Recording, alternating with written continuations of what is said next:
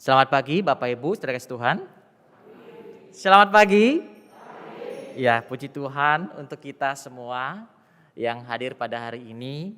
Yuk saya izinkan kita bareng-bareng bersama hari ini. Kita bisa lihat kiri kanan kita, belakang kita, nggak apa-apa silahkan. Ayo Bapak Ibu silahkan, tahu siapa di sebelahnya? Tahu ya siapa sebelahnya ya? Ada yang tidak hadir? Nah nanti yang tidak hadir kita kejar ya. Ya, maksud saya adalah supaya kita di dalam sini kita tetap hangat, kita tahu bahwa saudara-saudara kita dengan semangatnya sama seperti kita bisa datang. Tapi bagi Bapak Ibu yang karena kendala kesehatan, jangan berkecil hati, ya pasti dalam kebaikan Tuhan juga punya cara untuk memberkati kita ya. Nanti dalam kondisi yang baik, sehat, kita bisa berjumpa kembali di rumah Tuhan. Baik Bapak Ibu saudara kasih Tuhan, mari saya mengajak kita tundukkan kepala terlebih dahulu, kita akan berdoa sebelum kita membaca firman Tuhan lebih lagi ya. Bapa kami dalam surga, terpujilah nama-Mu Tuhan, kalau hari ini kami bisa datang ke rumah Tuhan, ini semua karena anugerah Tuhan. Betapa besarnya kasih-Mu bagi kami Tuhan, Engkau tahu apa yang kami lakukan, kami kerjakan. Engkau tahu apa yang terjadi dalam hidup kami. Tapi kami bersyukur dalam semua kekurangan, kelemahan kami Tuhan. Engkau memberikan kami kesempatan lagi. Dalam kondisi yang lebih baik pada hari ini kami hadir di rumah Tuhan. Bahkan saudara-saudara kami yang mengikuti secara online pun punya kekuatan untuk mereka bisa menghampiri ibadah. Kami bersyukur Tuhan biar Engkau memberkati kami hari ini. Sebentar pun kami akan membaca firman-Mu dan hamba-Mu rindu sekali Engkau memberkati kami semuanya, hamba-Mu termasuk yang menyampaikannya, yang menguraikannya. Biarlah kuat kuasa Roh Kudus Tuhan saja yang menguasai hamba-Mu, mulut bibir hamba-Mu. Supaya dengan demikian hanya nama Tuhan dimuliakan. Terima kasih Bapa, ini doa kami. Di dalam nama Yesus Kristus kami sungguh berdoa. Amin. Ya Bapak Ibu saudara yang kasih Tuhan, tadi kita sedikit diberikan satu penjelasan dari liturgis bahwa tema kita di bulan Agustus ini bicara tentang kasih. Saudara, satu bulan ini kita akan belajar, tema satu bulan ini bicara tentang dampak persekutuan di tengah lingkungan saudara. Jadi kita bisa mengikuti selama sebulan ini. Dan hari ini kita akan belajar bicara bagaimana menghadirkan kasih Bapa itu di tengah lingkungan di mana kita berada. Nanti minggu depan itu bicara tentang bagaimana membawa damai supaya kita dimanapun kita berada, kita menjadi peacemaker, menjadi pembawa damai di tengah-tengah dunia yang saat ini sedang banyak masalah saudara.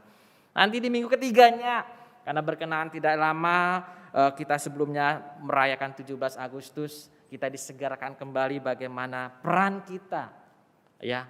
Kehadiran kita, gereja, bahkan orang percaya bagi bangsa ini. Dan minggu keempatnya kita akan belajar bagaimana mengasihi mereka yang lemah. Saudara rindu sekali bahwa tema-tema ini nantinya menjadi sebuah berkat rohani bagi kita. Tetapi juga menjadi proyek rohani yang bisa kita lakukan. Baik pribadi, keluarga kita, kelompok kita. Dan ini sungguh jadi bermanfaat terjadi saudara. Sehingga kita tidak hanya sekedar belajar di rumah Tuhan, tapi di luar sana yuk kita lakukan ya dengan sesuai dengan kapasitas kita masing-masing. Baik saudara kasih Tuhan, oleh karena itu saya hari ini mengajak kita kembali memperhatikan Matius pasal 5 ayat 43 sampai 48 saudara. Saya membatasi di dalam bagian ini. Tadi kita sudah membaca di bagian sebelumnya ayat 38 sampai ayatnya yang 48, selanjutnya saya mau mengulang kita ayat 43 sampai 48 saudara. Mari kita perhatikan di bagian ini. Matius 5 ayat 43 sampai 48. Saya akan bacakan bagi kita. Demikian firman Tuhan, kamu telah mendengar firman, kasihilah sesamamu manusia dan bencilah musuhmu. Tetapi aku berkata kepadamu, kasihilah musuhmu dan berdoalah bagi mereka yang menganiaya kamu. Karena dengan demikianlah kamu menjadi anak-anak Bapamu yang di sorga, yang menerbitkan matahari bagi orang yang jahat dan orang yang baik, dan menurunkan hujan bagi orang yang benar dan orang yang tidak benar. Apabila kamu mengasihi orang yang mengasihi kamu, apakah upahmu? Bukankah pemungut cukai juga berbuat demikian? Dan apabila kamu hanya memberikan salam kepada saudaramu saja, apakah lebihnya daripada perbuatan orang lain? Bukankah orang yang tidak mengenal Allah pun berbuat demikian? Karena itu haruslah kamu sempurna, sama seperti Bapamu yang di sorga adalah sempurna. Bapak Ibu saudara kasih Tuhan, tema hari ini bicara tentang bagaimana menghadirkan kasih Allah di tengah lingkungan kita. Saudara izinkan saya akan memutarkan sebuah lagu bagi kita. Mari kita dengar kata ini baik-baik. Sekiranya kata ini bisa sedikitnya mengingatkan kita. Apakah Tuhan itu dalam hidup kita sampai detik ini, puaskah Tuhan? Saudara mari kita mendengarkan pujian berikut ini saudara. Telah kau periksa hatimu kala hari kan lalu, adakah sesuatu kau sembunyikan? Jika hidupmu selesai, kekekalan dimulai. Bila kau dihadapkan, akan puaskah Tuhan? Puaskah Tuhan? Puaskah Tuhan? Puaskah Dia denganku? Telah ku hidup baik atau tiada baik, puaskah Dia denganku?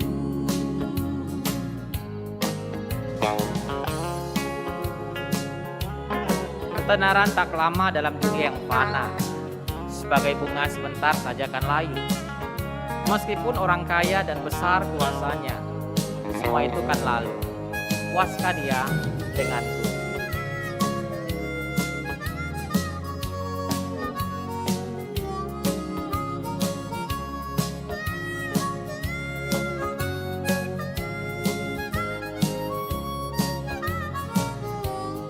Ketenaran tak lama dalam dunia yang fana, sebagai bunga sebentar saja kan layu.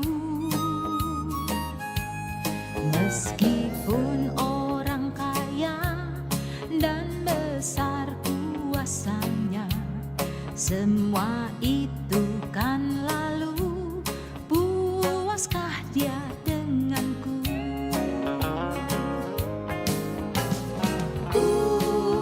Puaskah Tuhan? Puaskah Tuhan?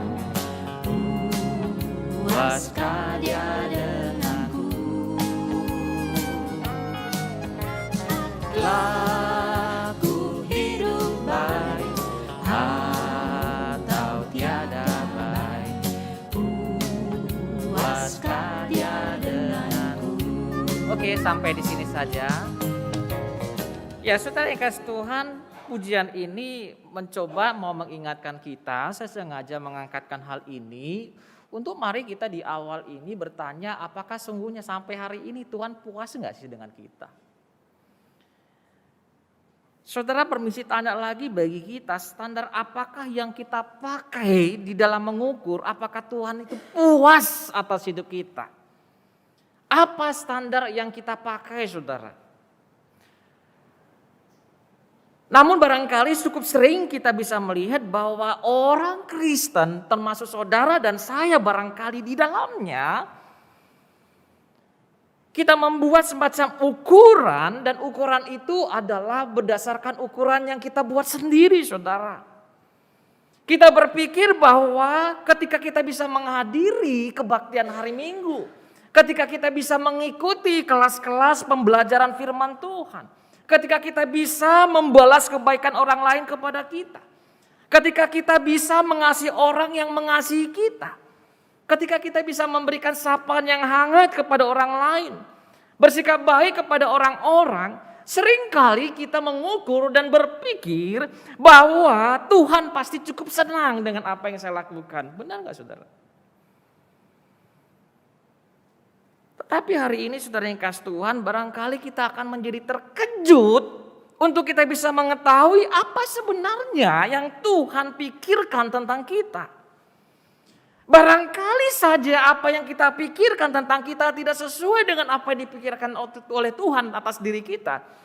Justru sebaliknya Tuhan melihat diri kita bahwa segala yang kita anggap baik itu, bahwa kita tidak lebih baik daripada pemungut cukai. Saudara, mari kita melihat orang-orang sekitar kita yang tidak percaya, saudara yang kasih Tuhan.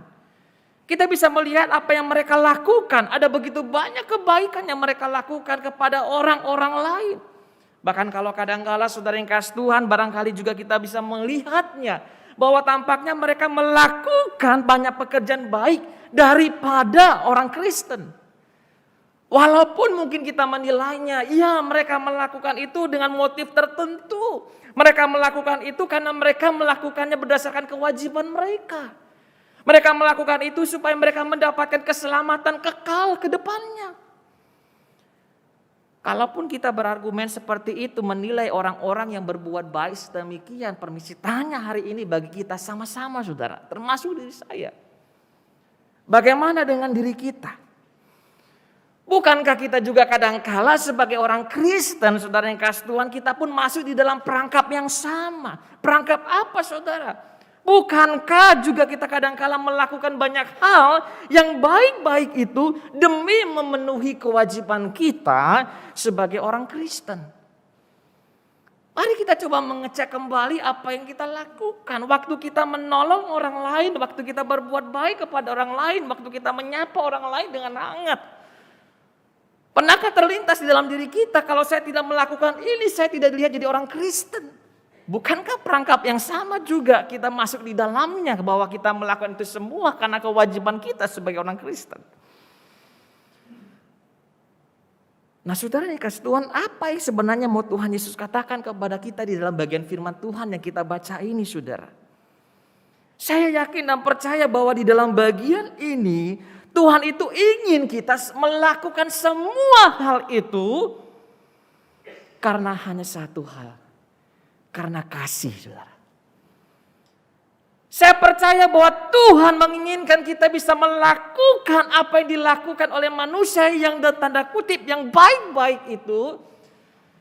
Itu semua karena kasih. Dan kasih yang dimintakan oleh Tuhan dari sini adalah kasih yang harus lebih unggul daripada kasih yang ada di dalam dunia ini, saudara. Kebaikan, kesalehan yang kita lakukan harus lebih unggul daripada kesalehan kebaikan yang ada di dalam dunia ini. Karena kalau tidak saudara yang kasih Tuhan, benarlah apa yang dikatakan oleh Yesus. Barangkali kita tidak jauh lebih sama dengan pemungut cukai yang mereka pun bisa melakukan hal itu. Nah oleh karena itu saudara, kalau Tuhan mengharapkan kita tetap melanjutkan semua hal-hal bentuk kesalehan itu di dalam dunia ini, di dalam lingkungan kita. Tetapi kita harus melakukan itu semuanya atas dasar kasih. Kasih yang seperti apa saudara yang kasih Tuhan? Kasih yang bersifat universal saudara. Kasih yang bersifat universal. Seperti kasih Allah yang bersifat universal. Mari kita perhatikan di dalam ayat yang ke-43 dan 44. Di dalam bagian ini ada satu kata yang sangat menarik. Saya yakin dan percaya seumur kita jadi orang Kristen, kata ini berulang-ulang kita pernah baca dan mudah untuk kita hafal. Firman Tuhan berkata, kasihilah sesamamu manusia. Saudara mari kita katakan, gampang gak saudara? 1, 2, 3. Kasihilah sesamamu manusia. Mudah sekali saudara. Hari ini kita diajarkan tentang hal ini saudara. Ketika dikatakan kasihilah sesamamu manusia. Sebenarnya jelas sekali di dalam bagian ini kata sesama itu atau disebut dengan bahasa yang lain kata tetanggamu itu. Ini menunjukkan bahwa perintah ini tidak terbatas atas orang-orang atau kelompok-kelompok atau kelas-kelas tertentu, saudara. Saudara, satu kali Yesus di dalam kesempatan, di dalam sebuah pelayanan dia, Yesus ditanya seperti ini. Siapakah sesamaku manusia? Saudara, yang menariknya adalah menjawab pertanyaan yang pendek itu, Yesus menjawabnya dengan panjang. Apa jawaban Yesus? Jawaban Yesus adalah dia mengkaitkan cerita tentang perumpamaan, cerita tentang orang Samaria yang murah hati. Di dalam Injil Lukas pasal yang ke-10, saudara. Bagaimana Yesus menceritakan bahwa tidak ada orang lain kecuali orang Samaria yang dianggap oleh orang Yahudi pada waktu itu adalah kelompok orang buangan.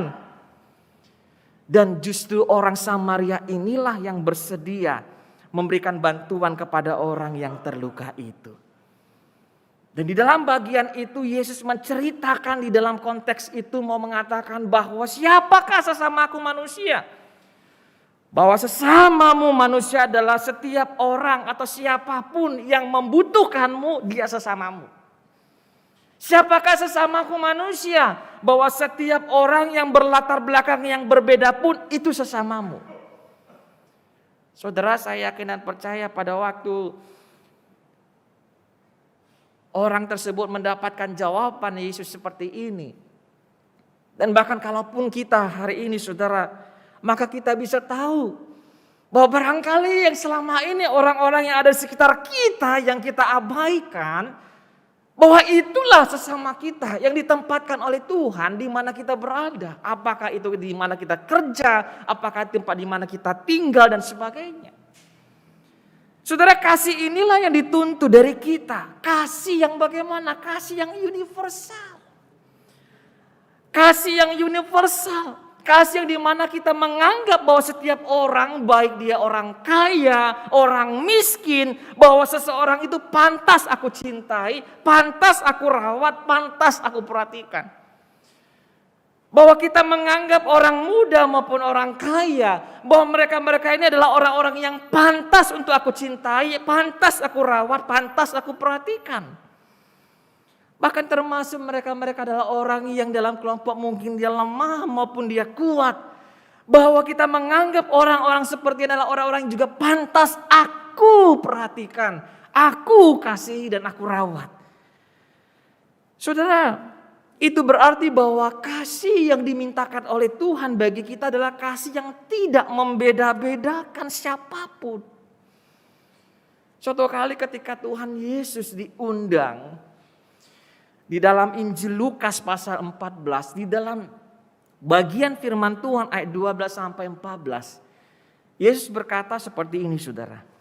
Tetapi apabila engkau mengadakan perjamuan, undanglah orang-orang miskin, orang-orang cacat, orang-orang lumpuh, dan orang-orang buta. Dan engkau akan berbahagia karena mereka tidak mempunyai apa-apa untuk membalasnya kepadamu. Sebab engkau akan mendapat balasnya pada hari kebangkitan orang-orang benar. Saudara, dalam bagian itu bahwa justru Yesus mau menunjukkan pada umumnya orang-orang yang lemah sedemikian, yang miskin, yang cacat, yang lumpuh, yang buta. Dalam konteks pada waktu itu di mana Yesus hadir, bahwa kelompok orang ini adalah orang-orang yang kurang diperhatikan. Dan di kala itu Yesus justru memberikan sebuah teguran kepada mereka yang mengadakan sebuah perjamuan, sebuah pesta. Jangan kamu hanya mengundang tetanggamu, jangan kamu hanya mengundang saudara-saudaramu, jangan hanya mengundang teman-temanmu. Undanglah mereka-mereka ini. Di dalam bagian ini sebenarnya Yesus mau membongkar sebuah tradisi, bahkan habitnya orang-orang pada masa itu. Bahwa di dalam acara-acara tertentu mereka langsung memberikan semacam diskriminasi, pembedaan berdasarkan kelompok ini. Saudara, saya percaya tidak ada seorang pun dari kita di sini yang suka diperlakukan seperti itu, betul? Tetapi bagian ini justru yang dikatakan oleh Yesus. Bahwa di dalam kita bicara soal kasih-kasih inilah yang diharapkan oleh Tuhan supaya kita lakukan. Jenis kasih Kristus inilah yang diharapkan supaya kita tidak hanya kepada teman kita saja baik atau kepada tetangga kita saja baik, tetapi dikatakan justru kepada orang yang tanda kutip kita anggap barangkali dia orang yang asing, barangkali dia orang yang belum saya kenal persis tentang keluarganya, barangkali saya hanya tahu dia dari teman saya dan sebagainya. Tetapi di dalam bagian ini jenis kasih Kristus seperti inilah yang diharapkan dilakukan. Kalau kita tidak melakukan ini, maka Yesus akan berkata kepada saudara saya bahwa diri kita tidak lebih baik daripada pemungut cukai. Saudara, bahkan di dalam bagian ini Yesus tidak berhenti sampai bagian itu, saudara.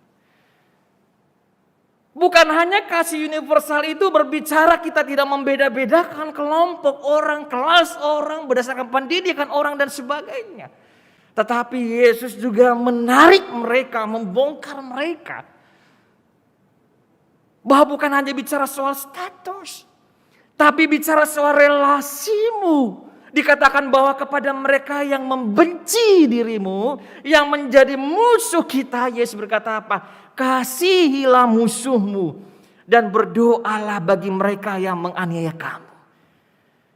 Saudara, kita perhatikan saudara, levelnya makin meningkat diminta Tuhan. Tuhan meminta kita melakukan kesalehan, kebaikan yang sedemikian. Kita bisa melakukan dalam level yang lebih daripada kasih kesalehan yang ada dalam dunia ini. Saudara, bagaimana kita bisa mengasihi musuh-musuh kita, saudara?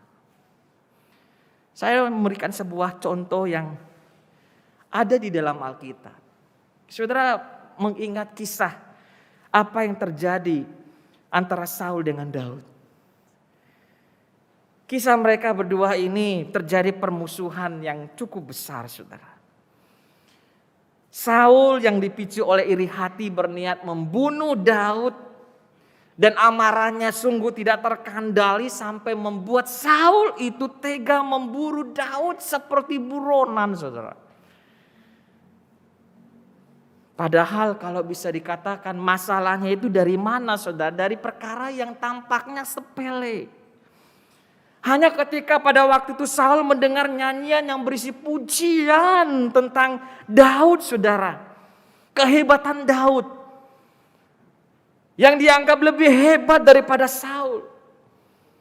Namun saudara, di dalam kondisi seperti itu, ketika ada kesempatan membalas, saudara, Daud tidak mempergunakan kesempatan itu.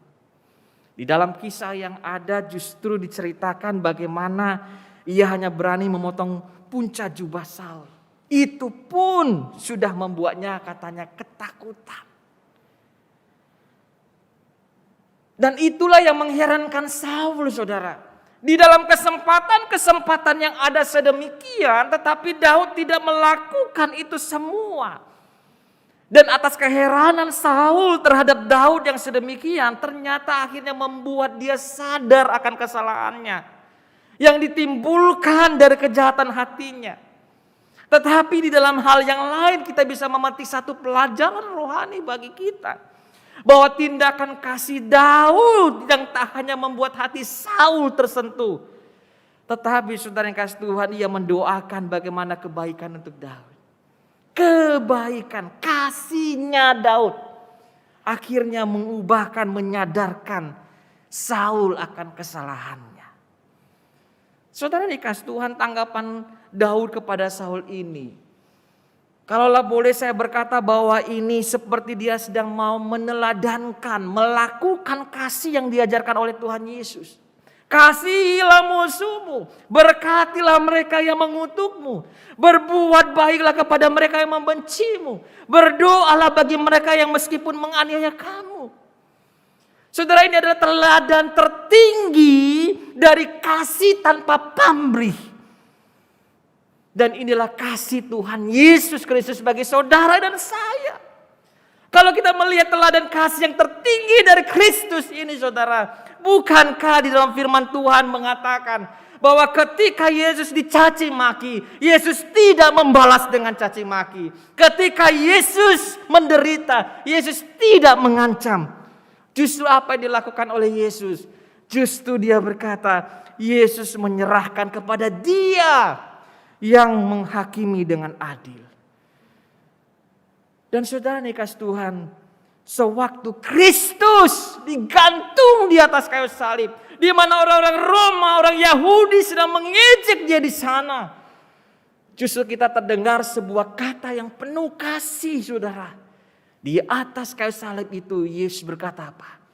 Bapa, ampunilah mereka, karena mereka tidak tahu apa yang mereka lakukan. Saudara, inilah yang dimaksudkan dengan kasih yang teladan tertinggi itu, saudara. Bukan hanya kita tidak membedakan orang-orang asing, tetapi kita bisa sampai pada level kepada orang yang membenci kita, kita tidak membalasnya dengan kebencian. Justru kita diminta mendoakan sama seperti Kristus yang berdoa kepada Bapa. Jangan sampai kita barangkali terjebak di dalam bentuk atau metode yang dilakukan oleh dunia. Bagaimana kejahatan dibalas dengan kejahatan. Saudara, ada seorang bernama Alfred, seorang penulis, seorang tokoh Kristen. Kalimatnya dituliskan di dalam buku yang ditulis oleh John Stott. Kurang lebih seperti ini kalimatnya, saudara. Membalas kejahatan dengan kejahatan itu sifatnya iblis. Membalas kebaikan dengan kebaikan itu sifatnya kita manusia. Tapi membalas kejahatan dengan kebaikan itu sifatnya Allah. Saudara, saya ulang, saudara ya. Kita hafal, saudara ya. Membalas kejahatan dengan kejahatan itu sifatnya dari iblis. Membalas kebaikan dengan kebaikan itu sifatnya manusia. Tapi membalas kejahatan dengan kebaikan itu sifat siapa? Allah. Inilah yang dimaksudkan kasih itu, saudara. Saya percaya, saya tahu dan saya juga mengakui bagi diri saya bahwa ini bukan perkara yang mudah. Ada banyak pergulatan dalam hati kita, dalam pikiran kita. Tetapi mau tidak mau di dalam bagian ini, kalau kita tidak melakukan yang lebih tinggi, maka Tuhan Yesus akan berkata kepada saudara saya bahwa kita tidak lebih sama daripada pemungut cukai. Tidak lebih sama dengan orang-orang yang tidak percaya di sana pun mereka bisa melakukan kebaikan dengan kebaikan. Tapi bisakah kita melakukan yang lebih daripada itu? Kasih yang seperti inilah yang dimintakan oleh Tuhan untuk dihadirkan di tengah lingkungan kita. Di dalam keluarga kita, di tengah-tengah masyarakat, di tempat di mana kita bekerja. Kasih yang universal inilah yang diharapkan oleh Tuhan. Oleh karena itu saya akan menutup bagian ini, saya hanya mau berkata sama kita, saudara, bersama-sama. Saya tahu ini tidak mudah. Mari kita mulai dari seseorang yang saudara dan saya kenal. Kita tahu apa yang dia lakukan terhadap diri kita. Mari saudara kita memperhatikannya. Dan kita menganggap bahwa orang itu sama sekali mestinya tidak perlu dimaafkan.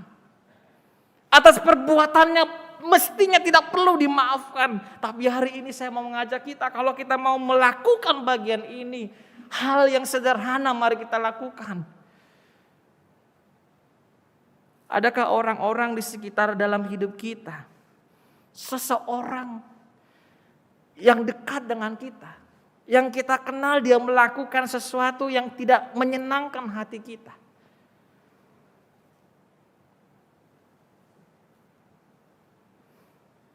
Kita merasa bahwa kesalahan yang dilakukannya kepada kita mestinya tidak ada kemungkinan untuk diberikan maaf bagi dia. Tapi hari ini Tuhan berkata, Ampuni mereka. Doakan mereka. Kasihi mereka.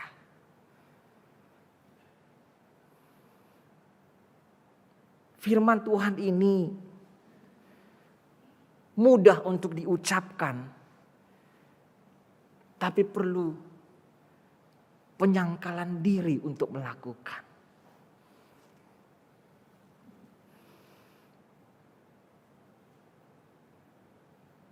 Nanti kita akan ada perjamuan Tuhan, saudara.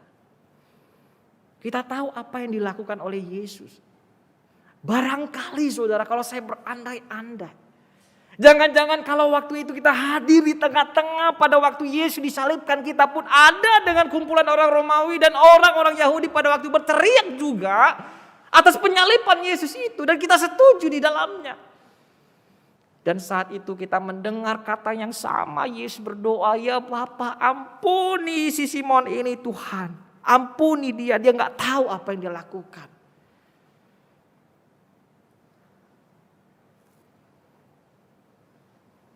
Jika kita katakan bahwa kita orang Kristen,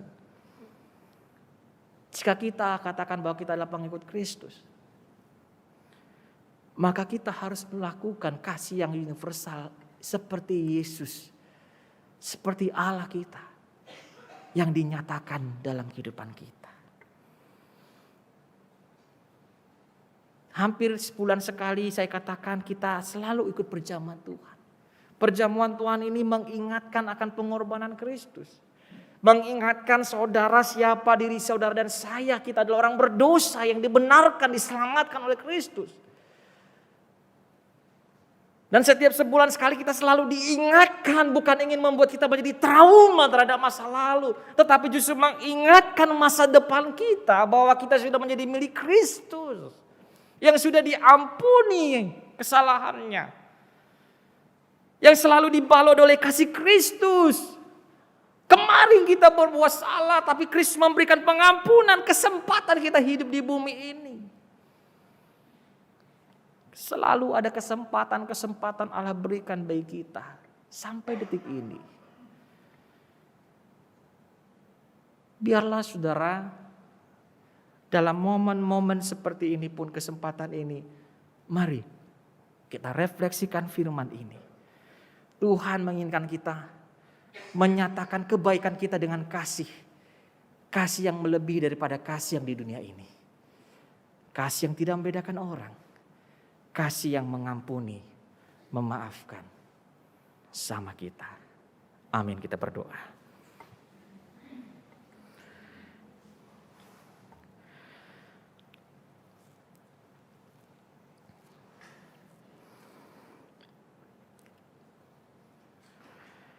Bapa kami di dalam surga, kami sadar betul Tuhan bahwa firman-Mu ini begitu sedap di telinga. Bahkan ketika di telinga kami sebagai orang yang berbuat salah, bahwa kami punya kesempatan dan bahkan diberi kesempatan mendapatkan maaf dan kasih dari orang. Tuhan, kami sungguh berdoa. Kami mohon biarlah Roh Kudus Tuhan menyempurnakan firman-Mu ini supaya kami bisa melebihi dari penilaian Tuhan bahwa diri kami bukan seperti pemungut cukai ataupun seperti orang-orang yang tidak percaya di sana, di luar sana mereka pun berjuang melakukan yang baik. Tapi kami punya perjuangan yang lebih dari itu dimintakan Tuhan. Bahwa kasih kami harus lebih unggul, kesalehan kami harus lebih unggul daripada orang-orang yang ada di dunia ini. Demi supaya orang di luar sana pun melihat bahwa di dalam diri kami adalah menjadi anak-anak Bapa surgawi.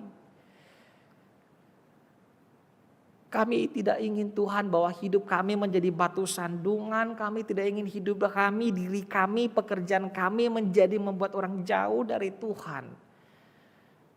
Dan hamba mau berdoa, tolonglah biarlah Roh Kudus Tuhan memampukan kami untuk kami menyangkal diri kami supaya kami mau membuka diri dan bahkan memaafkan. Jikalau ada orang atau seseorang di dalam kehidupan kami punya kesalahan. Dunia sudah melabelkan keperbuatan seperti ini adalah sesuatu yang tidak patut dimaafkan. Tetapi hari ini Tuhan menantang kami. Bahwa kami harus mengasihi orang-orang yang mengancam kami, yang mengutuk kami, yang menganiaya kami. Kami tahu tidak mudah Tuhan. Kami sadar betul kami punya ego yang besar. Tapi kami rindu menyerahkan dalam tangan Tuhan. Sempurnakan firman-Mu nih Tuhan. Terima kasih di dalam nama Yesus kami berdoa. Amin.